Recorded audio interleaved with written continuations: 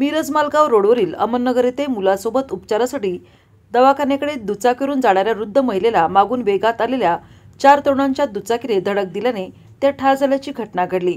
मृत महिला जोहराबी रशीद सौदागर वय 58 राहणार बारगरे प्लॉट मिरज असे त्यांचे नाव आहे।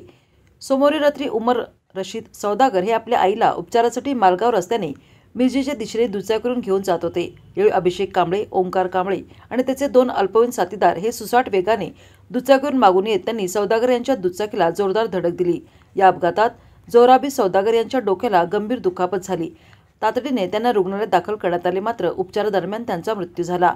घटनेची माहिती मिळताच मिरज शहर पोलिसांनी घटनास्थळी धाव घेतली। या प्रकरणी पोलिसांनी चौघांविरुद्ध गुन्हा दाखल करून त्यांना ताब्यात घेतले आहे। पुढील तपास पोलीस उपनिरीक्षक रवी सोलनकर हे करीत आहेत।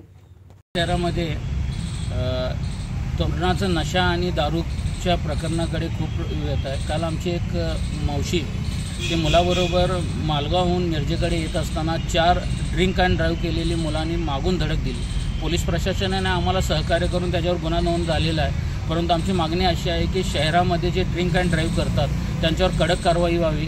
पोलीस प्रशासनाने आणि SP साहेबांनी याची त्वरित दखल घेऊन जे काही लहान अल्पवयीन मुलं वेगवेगळ्या नशेमध्ये इन्व्हॉल्व आहेत त्यांच्यावर कारवाई करावी।